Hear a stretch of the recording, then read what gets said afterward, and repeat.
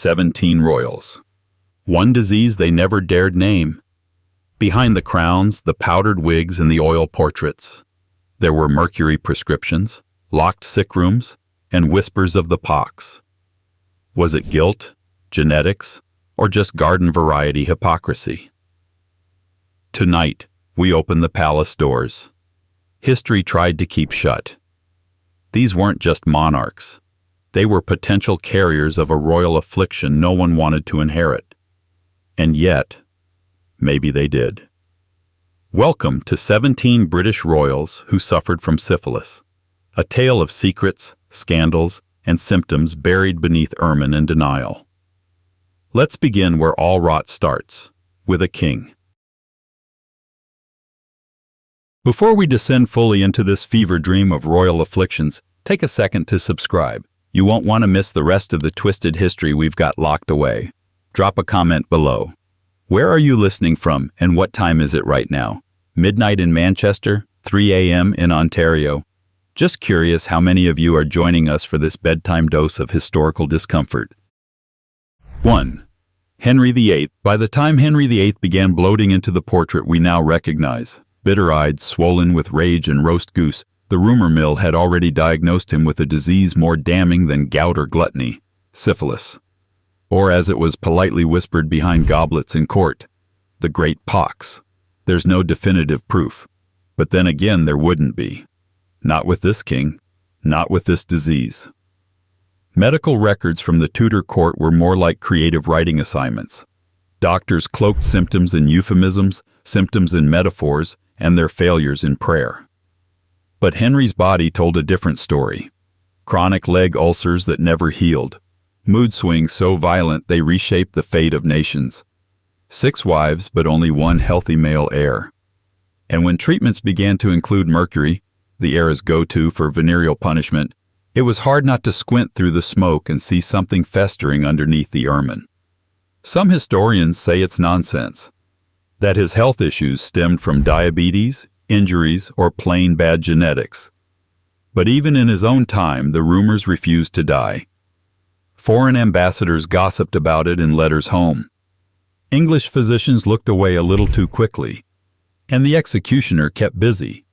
But if the king carried the pox, it didn't stop with him, because one of the next to fall might have inherited more than just his name. 2. Henry FitzRoy, Duke of Richmond. He was the king's only acknowledged illegitimate son, a rare honor, and a risky one. Henry FitzRoy was young, charming, and, depending on who you asked, dying of his father's sins. When he perished suddenly at 17, the official cause was a vague illness. Wasting disease, they called it.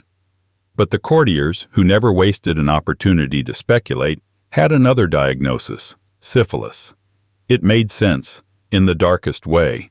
His decline had been rapid and riddled with the symptoms people knew but never named. Pale, frail, fevers and lesions that disappeared from letters but lingered in memory. The timing didn't help. FitzRoy had been a political pawn, potentially groomed as a royal heir in case none of Henry VIII's wives produced a viable son. His death shocked the court, and like all shocking deaths, it invited narrative. Some whispered it was divine punishment for his bastard birth. Others blamed the shadowy treatments administered behind locked doors. Possibly mercury, possibly worse.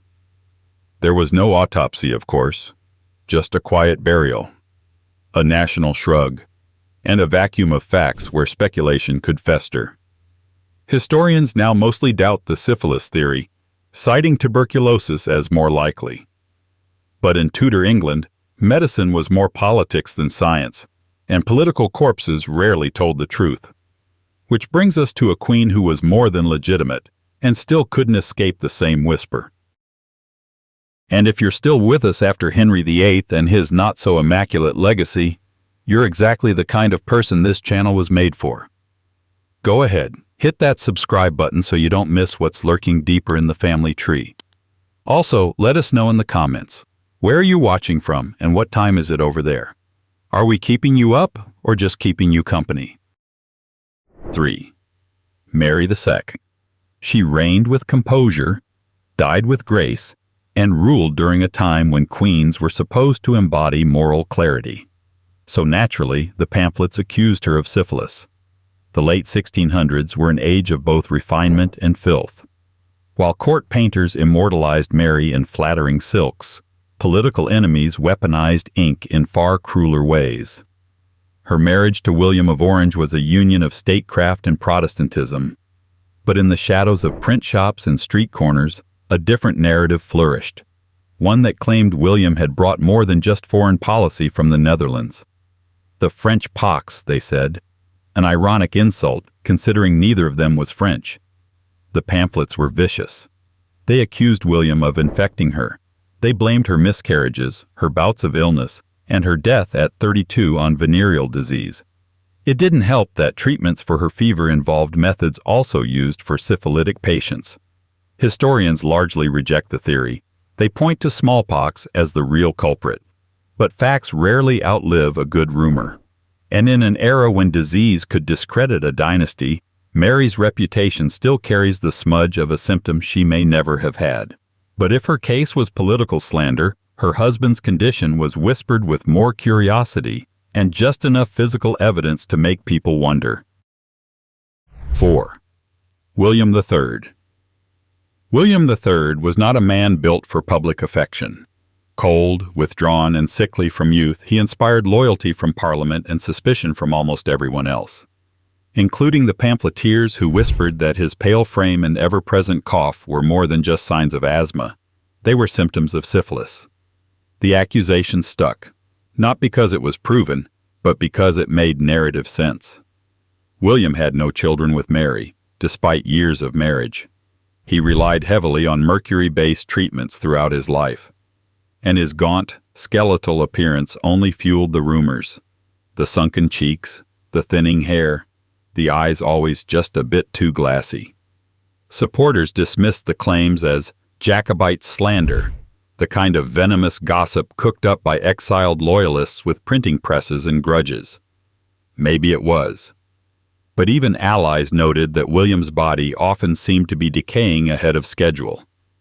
He was constantly treated for unnamed ailments, was plagued by fevers, and had mysterious lesions that no one discussed in public. When he died in 1702, the cause was listed as pneumonia from a riding accident. Respectable, dignified. But the whispers had already outlived him. Even in death, William's medical history remained a battlefield, a tool for enemies and a curiosity for historians. And as for his predecessor, a different narrative flourished, one that claimed William had brought more than just foreign policy from the Netherlands.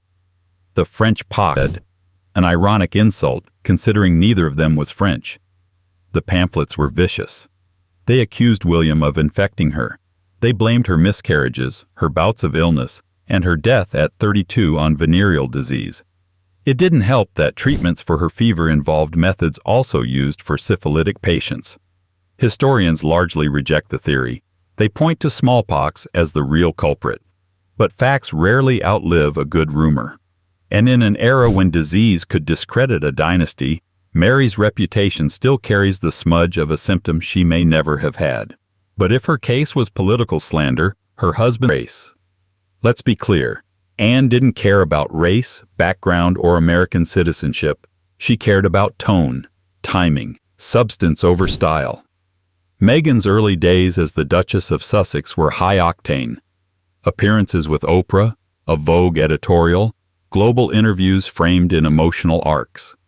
She married Harry in a dazzling Windsor ceremony watched by millions, then walked into the firm as if it were a startup that needed rebranding. Anne, reportedly, watched all of this with the skeptical eye of someone who's seen decades of royals come and go, and wasn't especially impressed. The phrase royal commentators often use when describing Anne's view of Meghan is deeply unimpressed, which, from Anne, is basically a declaration of war. It wasn't just the glitz. It was what Anne allegedly saw as a fundamental misunderstanding of the job. Meghan, according to Anne's circle, never grasped the rules of the game, not because she wasn't smart enough, but because she didn't think the rules applied. She wanted to modernize, reshape, speak out, call in press when it suited, shut them out when it didn't. Anne, on the other hand, 6. Prince Harry, in recent years. There was a time, not even that long ago, when Anne reportedly had a soft spot for Prince Harry. Maybe it was his mischief. Maybe it was his lack of pretension. Maybe, just maybe, it was because he didn't try to charm her.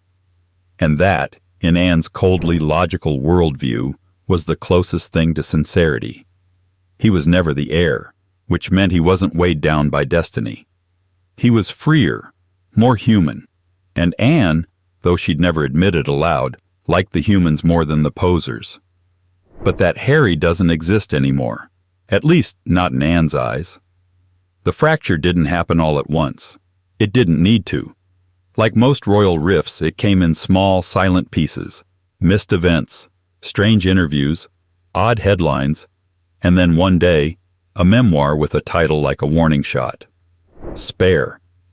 And if that book lit a fire under the monarchy, Anne, it said, didn't flinch. She just frowned. The way one does when someone you trusted hands your enemies a copy of the blueprints.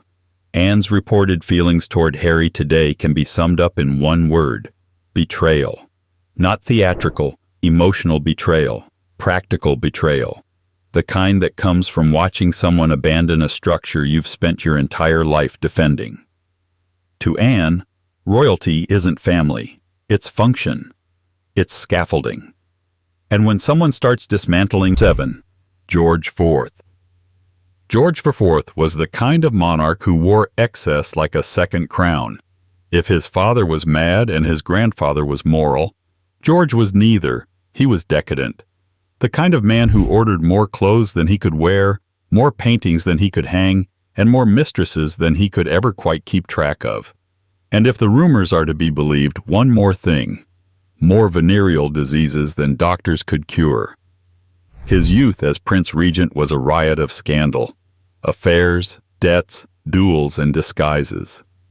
But behind the flamboyant wigs and heavily perfumed interiors of Carlton House, George began receiving regular visits from specialists in venereal disease. Doctors whose presence was never officially explained but always carefully timed. Records show he took mercury-based medications throughout his life, prescribed for constitutional issues.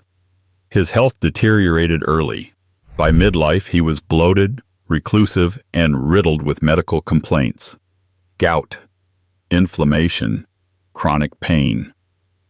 But what caught the attention of his contemporaries were the signs that never made the official diagnoses: neurological symptoms, forgetfulness, sudden rages, and weeks of disappearance from public view. Historians today tread carefully. Some say it was alcoholism. Others blame metabolic disease. But the theory of syphilis has followed George IV like the scent of his cologne: persistent, sickly sweet, and impossible to ignore. Especially when his brother, William IV, returned from the sea with medical rumors of his own. 8. William IV. They called him the Sailor King, and for good reason. Before inheriting the throne late in life, William IV had spent years serving in the Royal Navy, sailing from the Caribbean to North America to the Mediterranean. It was during these voyages, according to later biographers, that he contracted more than just nautical wisdom.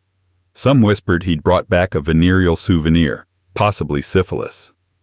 Nothing was confirmed naturally. Naval medical reports from the late 18th century were less about clarity and more about plausible deniability. But William's health issues during and after his service included recurring fevers, joint pain, and prolonged absences from duty described in vague, sanitized terms. Tropical illness, they called it. Intermittent malady.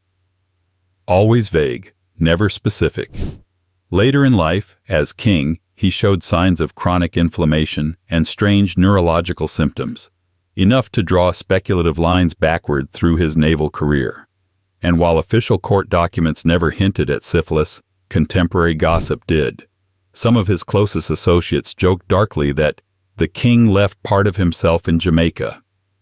Historians remain divided. Some say the rumors were political smears. Others point to his erratic health record and unusual symptoms.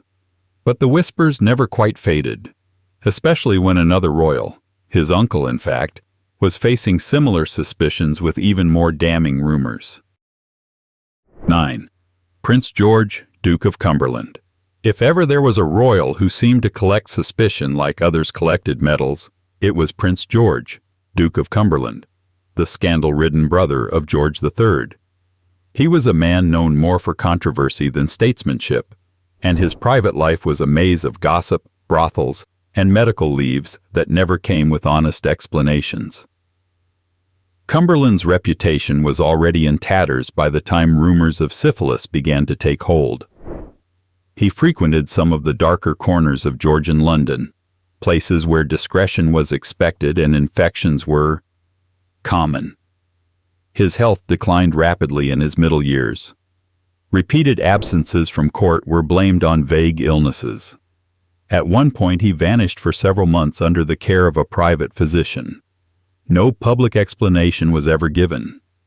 The rumors were bolstered by letters from courtiers who noted his appearance changing. Sallow skin, unsteady gait, trembling hands.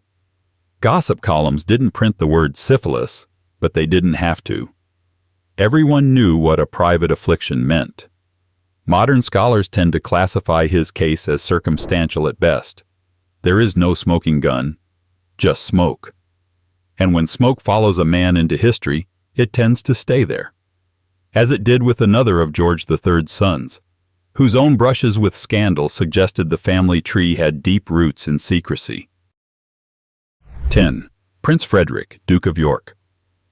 Prince Frederick was the second son of George III, the one who didn't go mad but instead found himself tangled in military command, political scandal, and a suspiciously consistent cloud of rumor about venereal disease.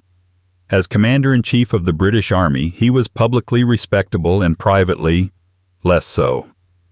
His long-term relationship with courtesan Mary Ann Clark became a national scandal.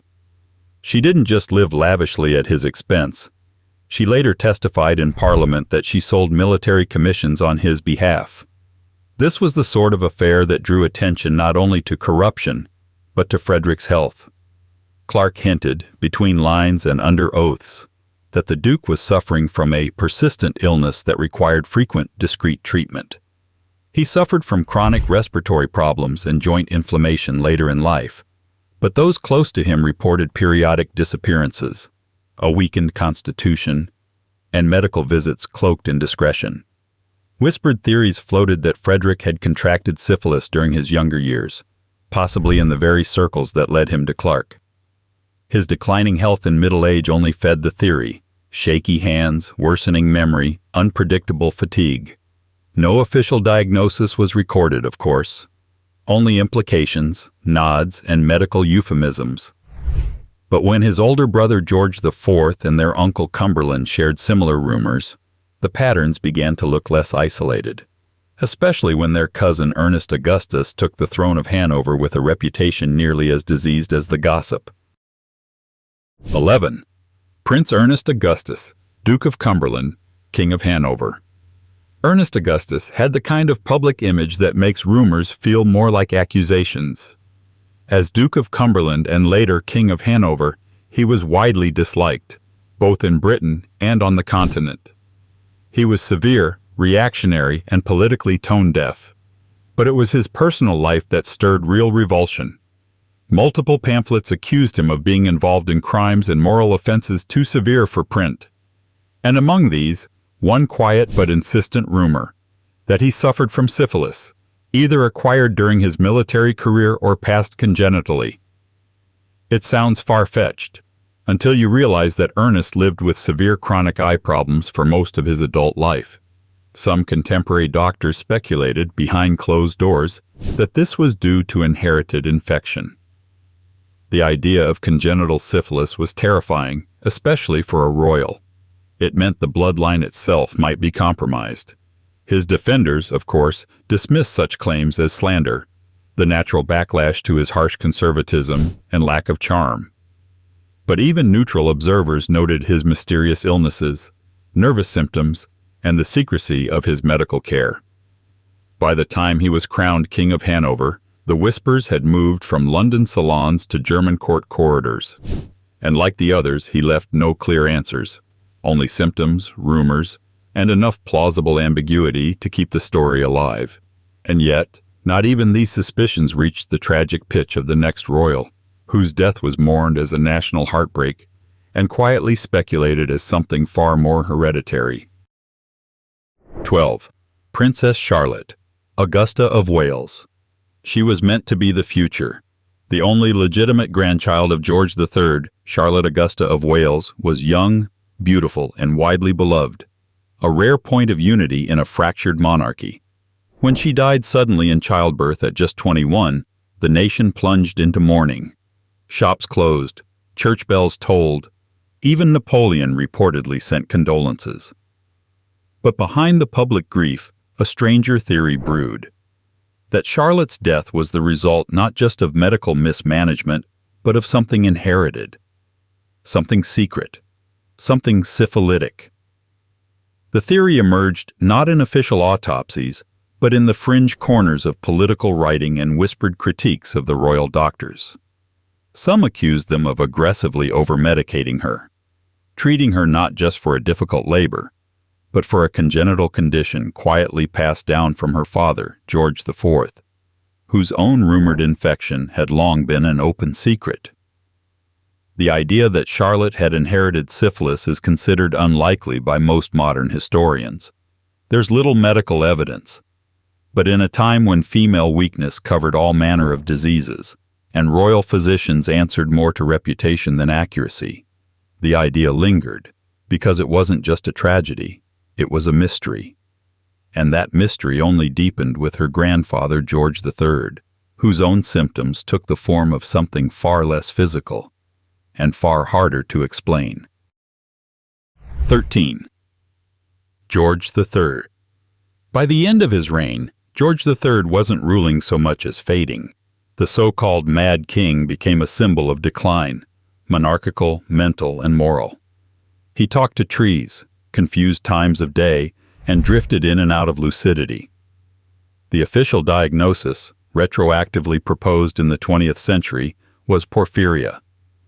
But before medical historians got involved, there was a darker, stickier explanation that clung to the royal legacy like a second skin: syphilis. The theory gained momentum in the early 1900s when some researchers suggested that the king's deteriorating mind might be the late-stage manifestation of untreated venereal disease. After all, the symptoms seemed to align: confusion, hallucinations, tremors, paranoia. And while George had a reputation for domestic virtue, rumors swirled about earlier indiscretions, both his own and those of his forebears.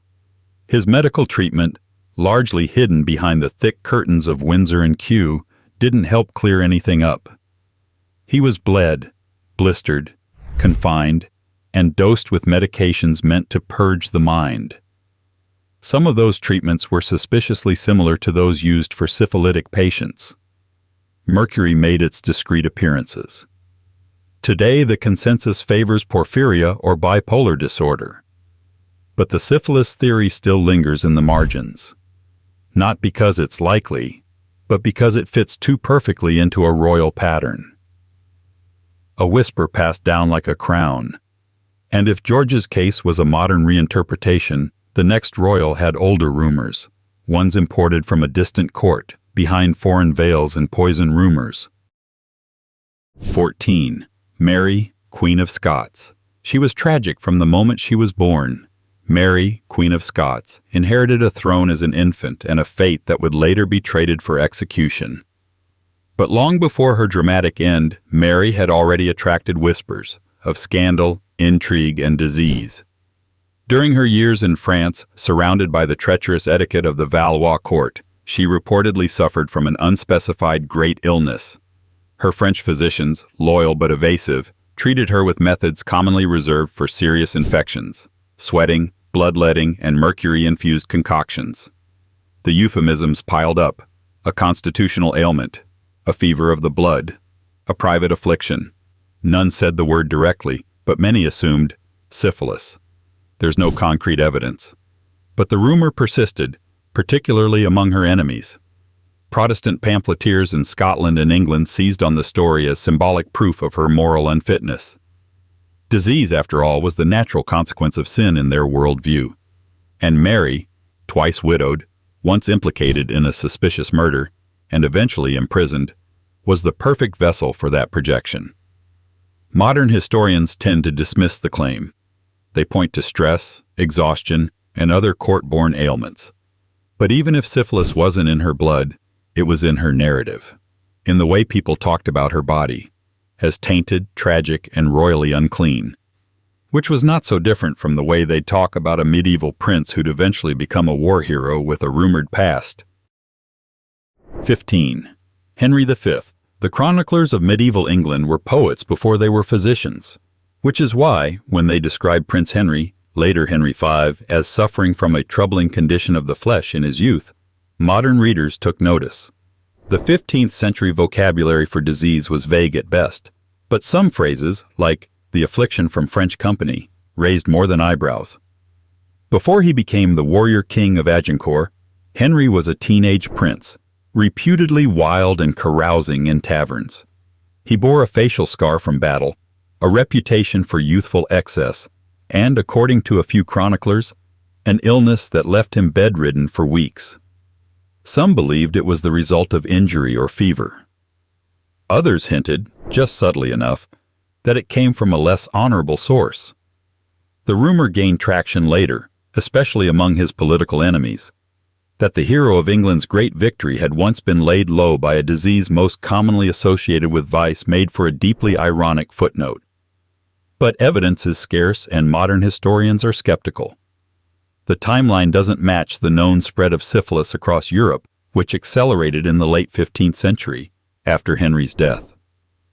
And yet, the story remains, stubborn as legend. Because even if it wasn't that disease, the metaphor was too good to resist. And centuries later, another Yorkist king would find himself in a similar bind, fighting wars abroad and rumors at home. 16. Edward IV. Edward IV was, by most accounts, the kind of king who made it difficult for his enemies to keep up. Tall, charismatic, fond of luxury, and legendary for his romantic entanglements, he swept through the Wars of the Roses with a sword in one hand and a goblet in the other. But even in victory, Edward couldn't quite outrun the rumors, chief among them, that the dashing Yorkist king had contracted syphilis from one of the many French women his critics claimed he consorted with.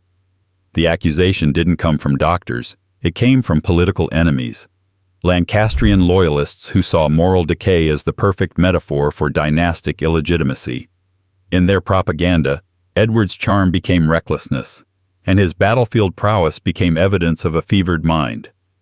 The phrase diseased in body and soul appears more than once in contemporary attacks. At the time, French disease was understood well enough. It didn't need spelling out.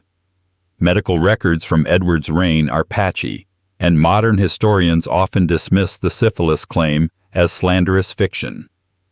But the king did experience periodic illnesses, sudden physical declines, and a death at 40 that many considered premature. Whether the rumors held any medical truth or not, they served a political purpose, corrupting the myth of Edward the Golden Warrior. And ironically, his most notorious illegitimate descendant would go on to echo that same myth, and maybe that same disease. 17. The Duke of Monmouth. James Scott, the Duke of Monmouth, was the most dangerous kind of royal bastard, charming, ambitious, and just plausible enough to cause a civil war. The illegitimate son of Charles II, he was raised with the flair of a prince but without the paperwork. He paraded through English society with the elegance of royalty and the recklessness of someone who didn't have to worry about a coronation. But behind the velvet and swagger, Monmouth's private health became the subject of quiet fascination. As he entered his 20s and 30s, observers noted periods of unexplained illness. He reportedly suffered from skin issues, fatigue, and sudden mood changes. The gossip was fast and familiar. Venereal disease. And not just the garden variety, Syphilis, people whispered, the family curse. Given his lineage and lifestyle, the rumor made narrative sense. Like his father, Monmouth had a reputation for romantic indulgence. Like his grandfather, Charles I, he had a tragic ending.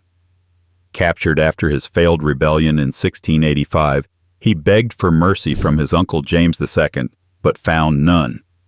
When he was executed, some wrote that he looked ravaged, older than his years. It was poetic in a way. A prince who lived fast, died young, and may have decayed before he ever touched a crown. But that's the thing about these stories. They're as much about what people wanted to believe as what actually happened. And so, the line ends not with a diagnosis but with a mystery, stitched together by centuries of euphemism, contradiction, and rumor that never quite died.